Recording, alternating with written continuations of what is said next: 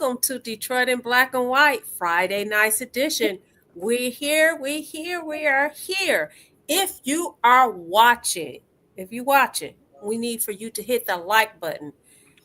Subscribe to Detroit in Black and White on YouTube. It's a red microphone. Detroit in Black and White. Hit that like button, hit that like button, hit that like button. This evening, who we have on deck is Mr. Allan Lengel. Yay! Hello. And we also have Mr. Jim Nardone. Happy Friday. Y'all notice I don't do all them titles like Adolph does. We also have Mr. Eric Brown, although he just have Eric. What's up? Hey, Eric, yay! You got to stand up as well as applaud. And you have myself. So, and I'm Vanessa Moss for all of you that don't know who I am. I am Vanessa Moss. So Adolph is not with us tonight, but he's with us in spirit. So we wanted to start off. I'll start off with the first person I introduced tonight. That'll be Allan. What do you want to talk about? I'd actually like to talk about some of the stuff that you mentioned before the show started. Okay, that's cool. About the DEI. I mean, it's chilling. Not only, I mean, we'll get to what Trump said about, first of all, what he said. He started blaming DEI right away for the plane crash, which is like, I'm sorry, it's just code word. DEI is code word there. It's racist. It's total bullshit. We saw at Michigan State this week, the head of the director of DEI for the communications department canceled the Lunar New Year celebration on Wednesday for fear of some type of retaliation from the administration, maybe cutting off federal funds if they celebrated the Lunar New Year. And so a student group came forward the next day and did have a celebration. But you know, the chilling effect and the really the fear is people are overreacting and being so fearful of this guy, you know, dictating. You know, they had Kash Patel, the FBI director, who's been nominated for FBI director. He says no retaliation against any of the people who investigated Trump. Trump is now demanded resignations today or they'll be fired. And then Trump said, I have nothing to do with it. So I don't know. I think people, you know, have to be aware of what's going on. So that's mine. Jim? I just want to say hello to our friends out there, our colleagues that are watching tonight. And as you said, YouTube, but we can remind people that you can find us wherever you get your podcast, whether you want to listen to us in 3 or 4 days on Apple or Spotify, YouTube, Deadline Detroit, Facebook, Detroit in Black and White Facebook. Right. Just watch us. We like it when we're live, but if you want to catch it in a few days, please do that. So I wanted to talk. I guess I wanted some thoughts from the panel and maybe some of our viewers about. I'm not being critical. I know that, you know, I'm a Harley Davidson enthusiast. I guess I've owned 6 Harley Davidsons. Oh, really? I didn't know you right. Yes. But oh, wow. Back in 1982, Ronald Reagan was our president. It seems like a lot of things that happened back in those days are kind of coming back again. But in 1982, Harley Davidson was on its heels for sure. And AMF, American Machinery and Foundry, bought Harley Davidson in 1969 and sold them in 1981 to Willie G. Davidson, a grandson of the founder, and some other people. And they went to the president at that time, who was Ronald Reagan. I'm kidding. And they raised the tariffs to 49.4% from 4.4% on Japanese motorcycles. And in doing research, you know, tariffs are given the credit for the rebirth of Harley Davidson. But a deeper dive kind of tells you that, sure, tariffs may have helped temporarily. That was when they just sold in 81 and the tariffs went into effect in 82. But business people argue that Harley got it together going forward in the 80s. They retooled their plants just in time. and they changed their engines from the hard tail to a rubber mounted engine. The reason I bring that up is I'm not sure how I feel about tariffs, but Harley has been one of those examples where they said tariffs saved Harley Davidson, and I'm not sure if that's true or not. I just kind of want everybody's opinion. I don't know. Anybody have an opinion? I have an opinion, but look, yeah. I don't have enough information. I'm not even going to try to pretend. I mean, to me, it's a game of chicken. It's going to raise the prices for us. It's going to raise the prices on crops. I mean, we get avocados from Mexico. We get other crops from Mexico, particularly during the winter seasons. The car parts. I mean, Ford, GM had plants in Mexico. The Mustang, the electric Mustang, is made down in Mexico. There's a lot of other. Cadillac makes a car down in Mexico. We get parts from Canada. I mean, it's a game of chicken, I guess. I think it's kind of Trump wants. I mean, the concept is great. People will say, okay, let's start making everything here so we don't have to pay a tariff. But the reality is that takes years and years. We've got plants. The major corporations, GM, Ford, have plants down in Mexico. They have plants in Canada. It would take a long time beyond the 4 years that Trump is here. So I think it's a dangerous game of chicken. Eric, you want to opine? No, I want to give my perspective on what's on my mind. Okay. Let's move on. Let's go. This message is for Black America.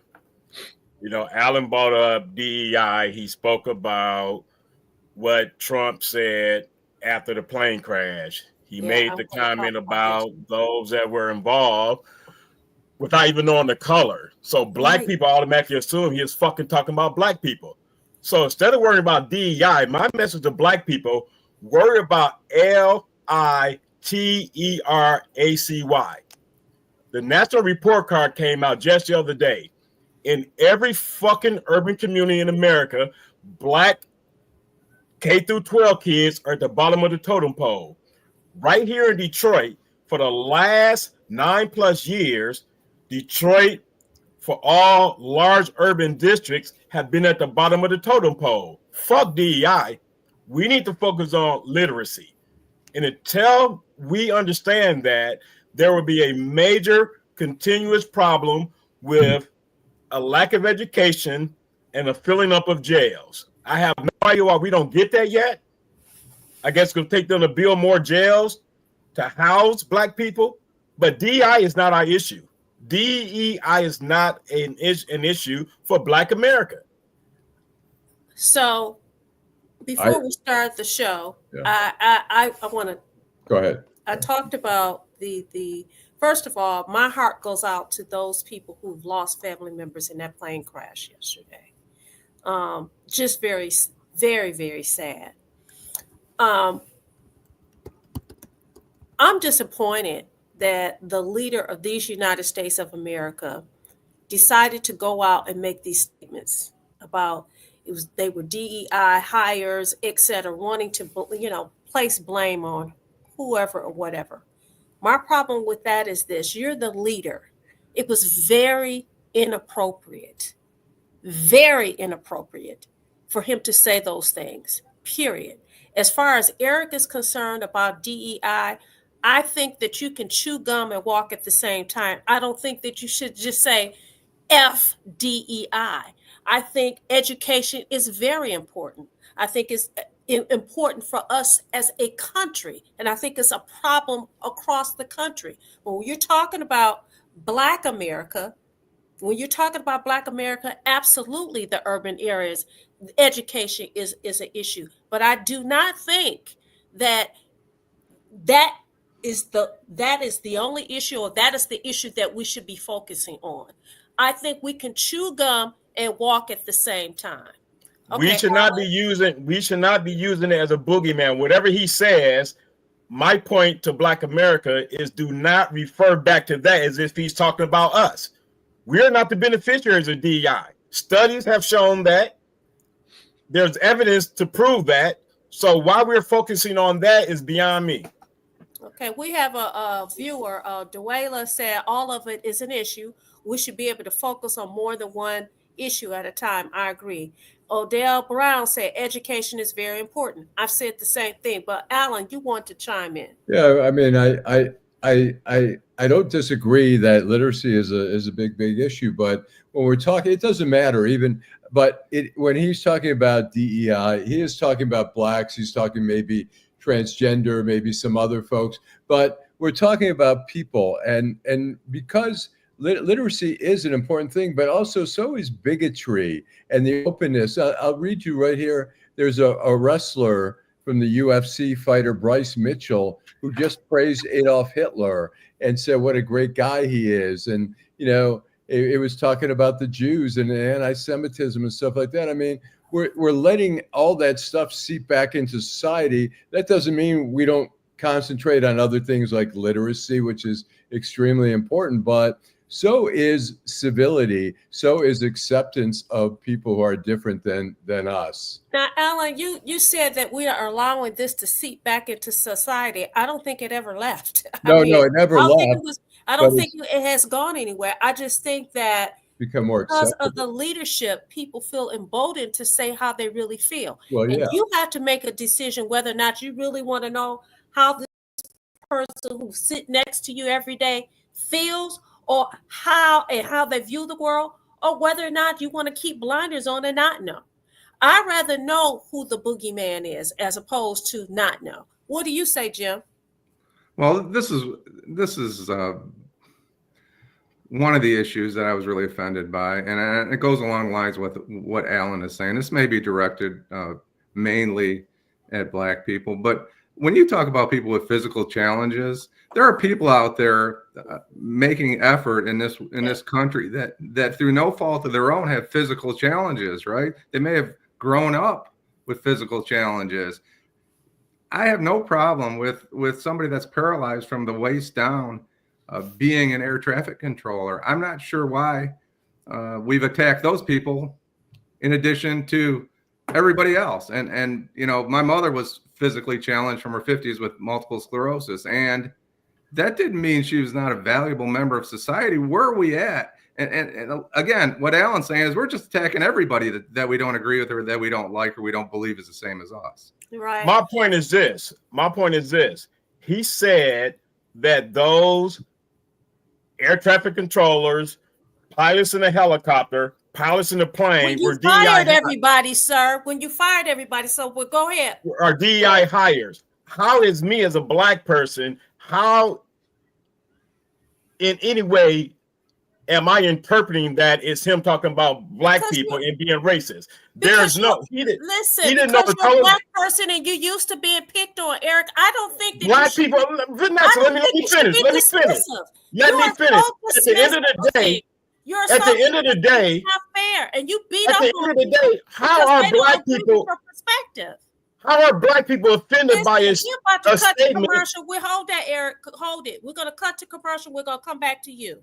When we come back, can we address some of the comments? Yes, Vanessa, please. absolutely. Would you do that, please? Yep. In the heart of Detroit, Bruce Simpson. Our city ombudsman and his team are dedicated to making your voice heard. The City of Detroit Ombudsman is a liaison between the City of Detroit and all persons who have a complaint or inquiry into the operation of a city department or the conduct of a city employee. The Ombudsman works as an independent oversight to provide individuals with an opportunity of giving a confidential avenue to address complaints. You can reach the Ombudsman's office at 313-224-6000 or email us at ombudsmandetroitmi.gov. You can also visit us at the Coleman A. Young Municipal Center. For more information, go to www.detroitmi.gov and type in Ombudsman. We are here to help. In Detroit, we are all one team. When you win, we all win. Hi, I'm Eric Sabri, your Wayne County Treasurer. If you're living in a home of a deceased family member and you're facing property tax foreclosure, the probate process can be helpful to you. If you file a probate petition and notify our office, the foreclosure proceedings be halted during the probate process. Contact us at 313-224-5990 or email us at taxinfo@waynecounty.com. We're here to help.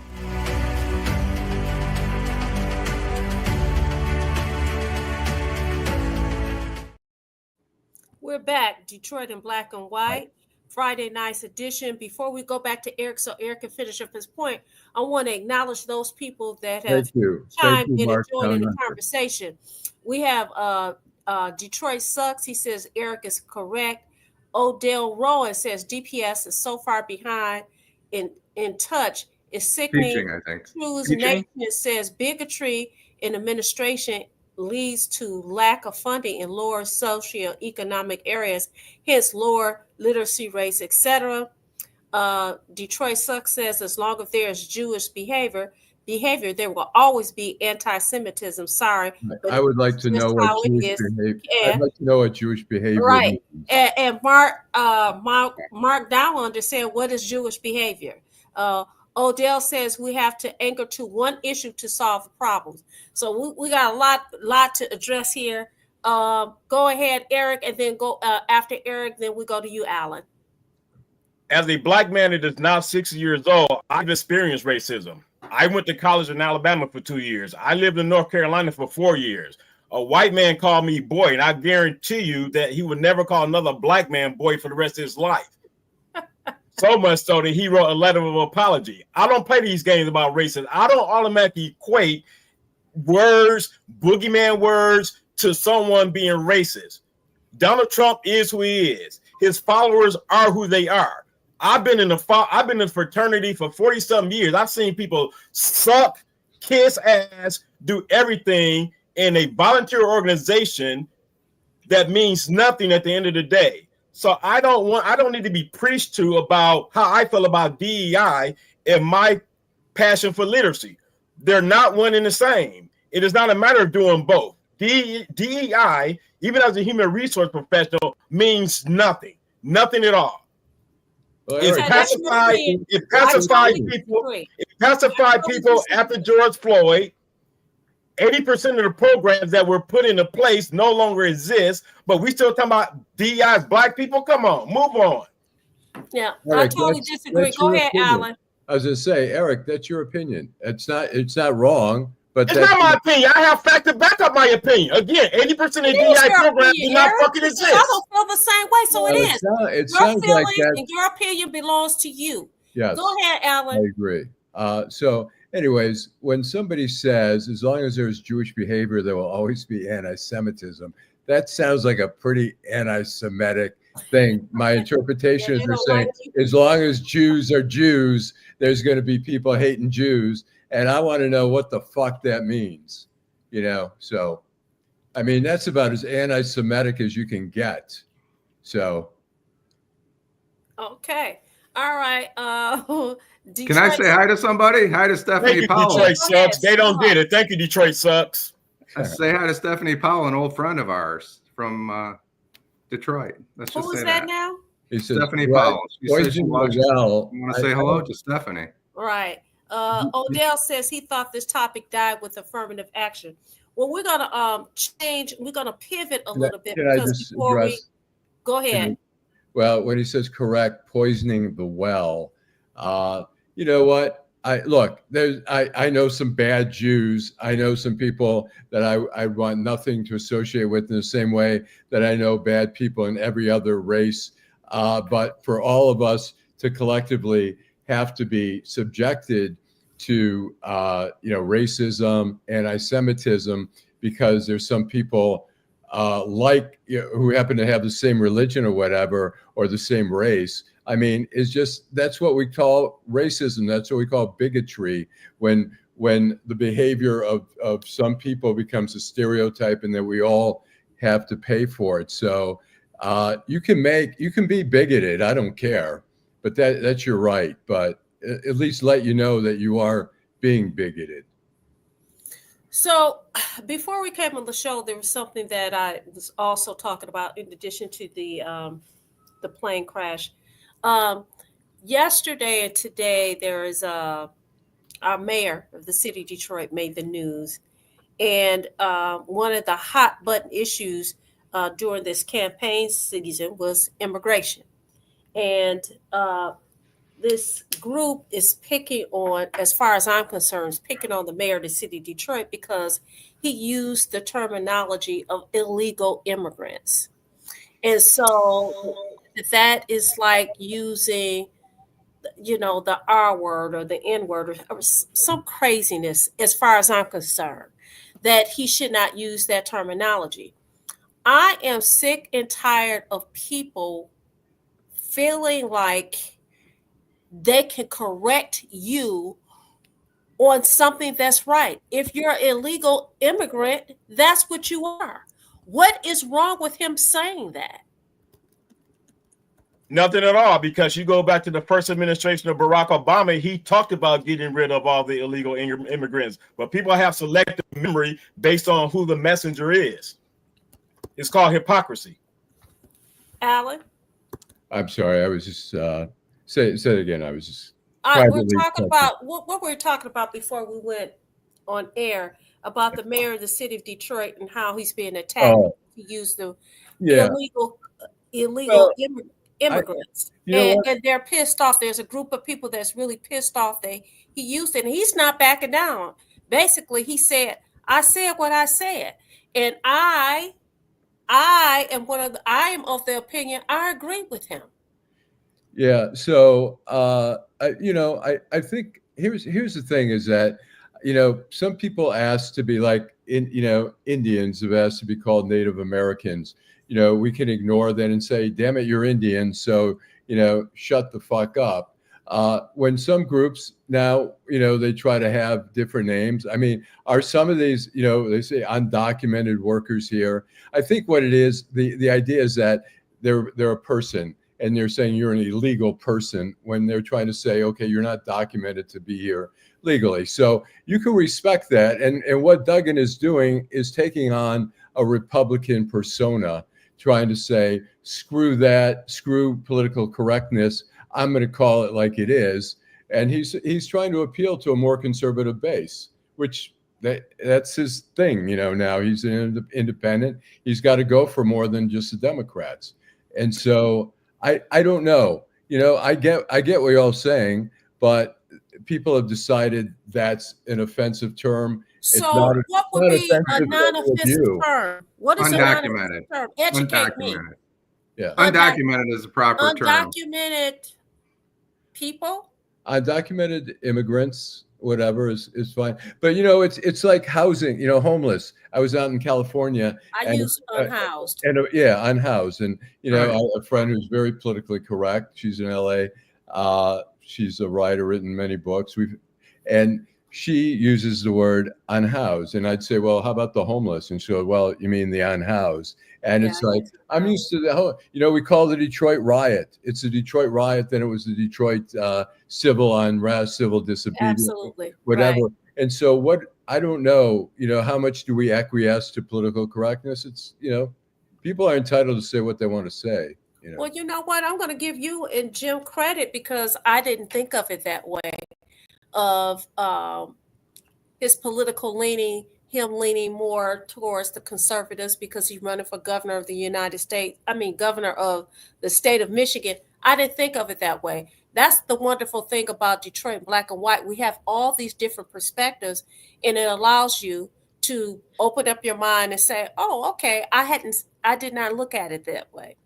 Look, the Redskins, the Washington Redskins, there's been a whole thing to get the Cleveland Indians are no longer the Cleveland Indians, the Washington Redskins. And a lot of people, even, I had a good friend who passed away in Washington. He was a huge Redskin fan, and he was a Native American. He says, doesn't bother me at all. I like Redskins. But there were a group that felt it was denigrating, and they didn't like it. Speaking of which, as a Black woman, I prefer to say Black as opposed to African American. African American is politically correct, but I refer to myself as what I believe I am, as a Black woman. Some people say brown. They say you're not Black, you're actually brown.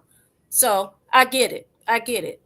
But I think the catch is to criminalize immigrants that have crossed the border illegally. And technically, they're illegal. You can argue they are here illegally. You can argue that they're illegal immigrants, but I don't think that's useful. That's more of a Donald Trump kind of term, illegal, and it's come out of favor. It only comes back into favor for the people that are, I guess, on that side where they're anxious to get rid of all these folks. So. Again, Jim, Barack Obama referred to them as illegal immigrants back in 2012 as well, and it became politically correct. So we can't pick and choose based on who the person is. And I think, I'm not a fan of Donald Trump at all, but I always say a broke clock is right twice a day. So I'm going to give the guy credit. Again, he reiterated again today about birthright citizenship and who are the ones that should have benefited from that. Slaves. No one is talking about that. That was an absolute 100% correct statement. Well, why nobody talking about that? So I'm not talking about Nobody is talking about this. Nobody is talking about it. You talking about it. I'm talking about the movement to. No, I'm talking, but people tend just the word that pile up on his negativities and don't want to address when he's right. That's my problem with the political system today. I don't care what they call people. I understand what the message is by calling him a person undocumented versus calling them illegal. I understand what the message is. My point was he correctly spoke to birthright citizenship in slavery and who should be the only ones that have benefited from it. No one is talking about that. That's my point. The illegal immigrants and all that, that's a non-issue for me. He was right about the 14th Amendment. No one is talking about that. Not even black people, because they hate the man so much. Give a man credit when he does something right. That's my point. You know what, Eric? Let me say this. I will echo, and I'll get to you, Allan. I will echo, and I've said this on the show more than once. No person, everything that they do is not all right, and it's not all wrong. But the messenger makes the difference. And because he is delivering the message and the way he delivered the message, guess what? There are a lot of people who just are like this. We don't want to hear it.